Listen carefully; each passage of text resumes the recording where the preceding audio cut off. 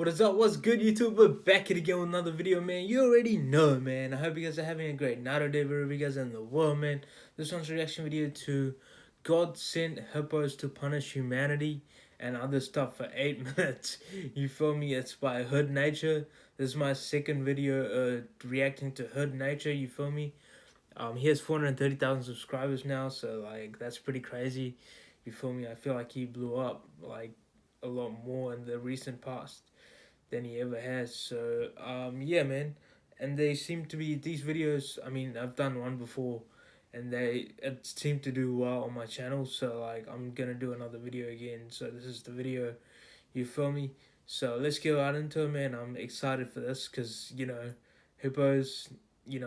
I like hippos. You feel me? They're fucking dangerous as fuck, but I love them. You feel me? So let's get right into it and see what they store for us. Damn, bro. You want to know the funny part about that video?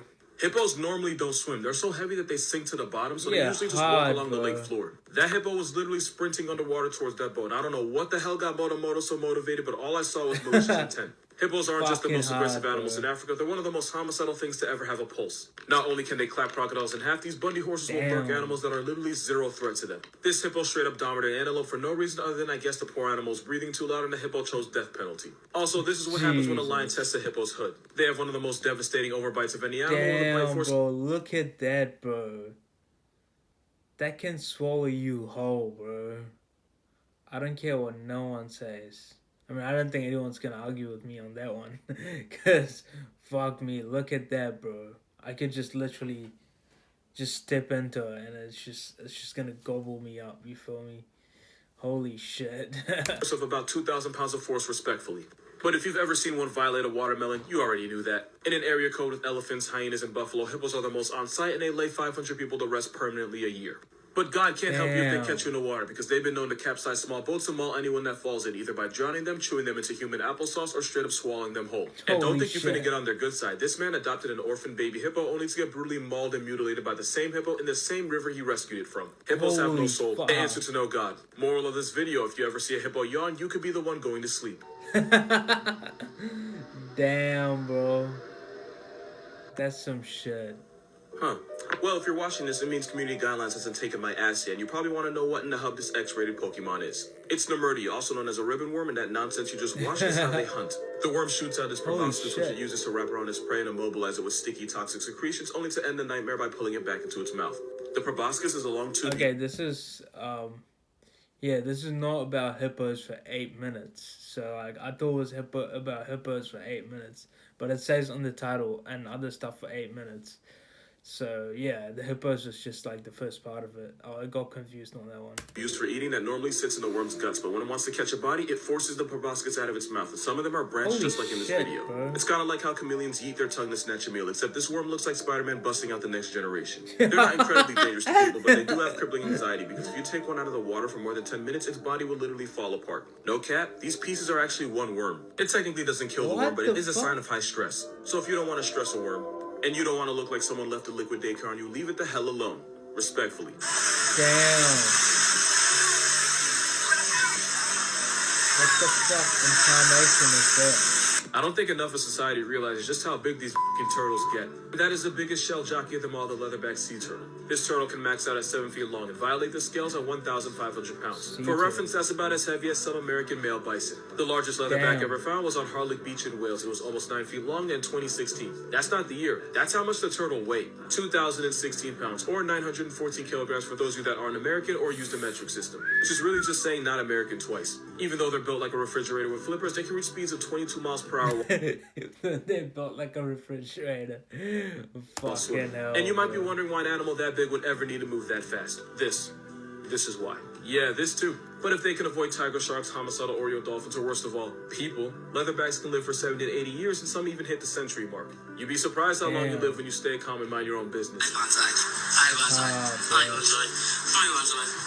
I already know what you're thinking, but two things. One, that is 100% a female, and two, that's This isn't what it looks like. Hyenas live in female-dominated societies where having a boner is actually a sign of weakness. If two hyenas in a clan interact, the hyena that ranks lower in the hierarchy is the one that'll stand at attention, and this usually happens between two females. Basically, hyenas take feminism so far that getting bricked up is considered an act of submission. Also, that pseudo thing that I'm not allowed to say because of guidelines is actually another thing that I'm not allowed to say. I'm just gonna call it obliterous. Because nature has something against hyenas, females have to give birth through that obliterous. And it's an incredibly painful process for the mother, the cub, anybody watching. It's just bad for everyone involved. Moral of this video, if you're ever pickled out in front of a hyena, according to hyena culture, you're basically its bitch. But if you do get difficult in front of a hyena, you might have bigger personal issues to work on, good buddy. Your mind's been blown. Think about elephants.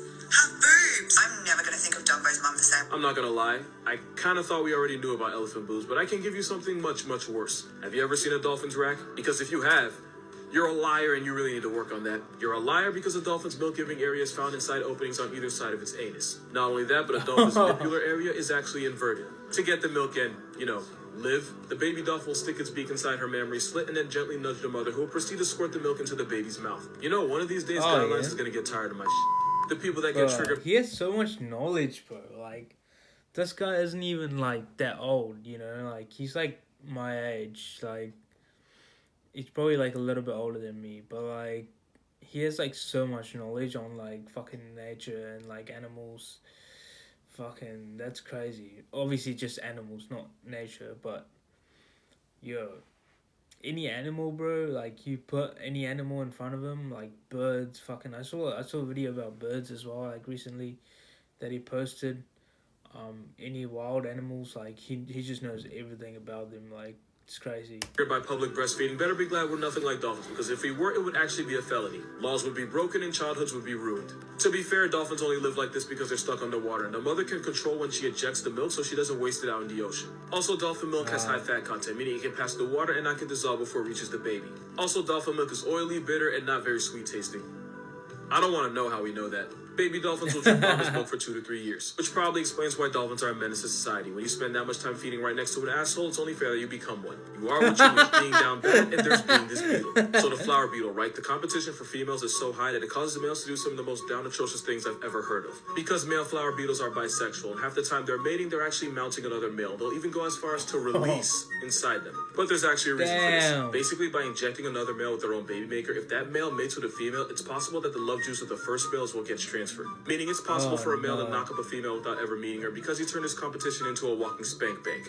And believe it or not, a lot of male insects actually swing the other way, but not by choice. A lot of times, insects can't tell the difference between a male and a female, and in an evolutionary sense, you're actually better off mating with as many as your kind as possible, even if you get it wrong sometimes than you are by being stingy and possibly missing out on an opportunity. Also, don't ask me how I got this picture. I'm not proud of it. But none of that compares to the depths of hell the flower beetle goes to. So whoever DM me and ask me what's the most sus animal out there, there's your answer. Follow me on Instagram, please, and thank you. There's a type of dog that'll run fades with tigers? Meet the dhole. It's a wild canid found all over Asia, but especially India, Tibet, and Pakistan. They roll in packs of 5 to 12, but it can be up to 30 of them. They're more social than wolves, and because there's less competition for food, they're less territorial and there isn't much of a hierarchy. They're basically hippie wolves. They hunt prey by running them down, biting their nose, and then forcing them to the ground. Sometimes they'll go for the eyes and blind their victim, and once they have them down, they'll rip their stomach open and disembowel them. Since they don't mercy kill like cats, it can take up to 15 minutes for the prey to make it to God's door, but by then the dholes have already started eating.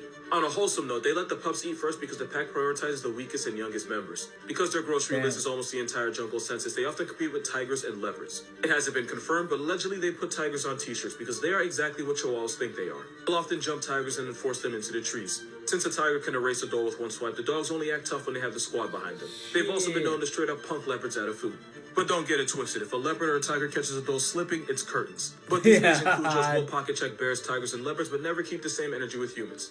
It says a lot. You might not like me for this one. It might hurt some feelings, but it needs to be said. This guy right here, the honey badger, yeah, he's not a real badger. Honey badgers are part of the Mustelidae family, meaning they pull up to the same cookout as otters, skunks, weasels, wolverines, and actual badgers. But the specific genus they're in is Mellivora, which makes them scientifically one of a kind because they're the only member. And if you look at the family tree, you'll see the honey badger right there on the Celine Dion, all by himself. That group right there has a Japanese badger, the Asian badger, and a European badger. The American badger is right there, but they're not closely related to other badgers because if there's one thing Americans insist on, it's being difficult. But the honey badger's nowhere near either of them, meaning they're not closely related to badgers. As for how they got their name, the naming guy lied in a job application, and it shows. Which is probably why snow leopards aren't actually leopards. Also, when you compare honey badgers to true badgers, it's not hard to find the imposter. So then, what is it? Well, some believe his closest relative is this weasel-like animal called a marten. So when you hear me call this dude a felony ferret or a roid weasel, I'm kind of being serious. This black Air Force is closer to being a honey marten than an actual honey badger. It had to be said, I'm not apologizing for it. Somebody on Facebook shared a post about Australia and said it is the land of no snotters and get the fuck away from here. And from the way y'all tagged in that video, I guess it's my job to explain what this Oreo-flavored body snatcher is. Oreo-flavored body sea anemone, the largest type of anemone found off the coast of. I don't even need to tell you, you know exactly where it is. But bro had the right idea. The only thing you need to remember is to stay the God-fearing away from this thing, because not only can they sting you, it can take months for you to heal. Keep in mind that anemone are part of the Nidaria family.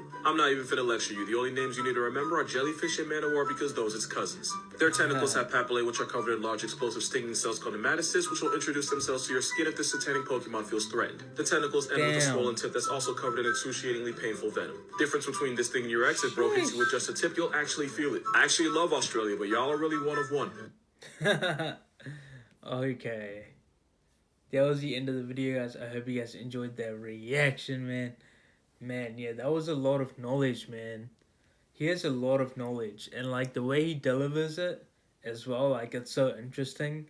And it's so modern as well, like, to us, like, Gen Z people, you know. It's not, like, a boring science documentary type shit. He actually puts it across in an interesting way that you learn and you're entertained at the same time as well. So yeah, man, I learned a lot from that. I hope you guys did too. You know, his videos have been blowing up recently, so I understand why it's been blowing up. You feel me? Anyway, man, I hope you guys enjoyed it. Make sure to leave me a like below if you guys enjoyed it. You feel me? Make sure to subscribe to the channel if you are new, man. Make sure to let me know in the comments below what you want me to react to next. If there's enough comments to the same video, I'll react to it. You feel me? Make sure to check out the original video down in the description below, and follow and subscribe to Hood Nature. You feel me? And yeah, man, that's it for the video. I hope you guys have a great rest of the day, and I'll see you guys next time. Peace.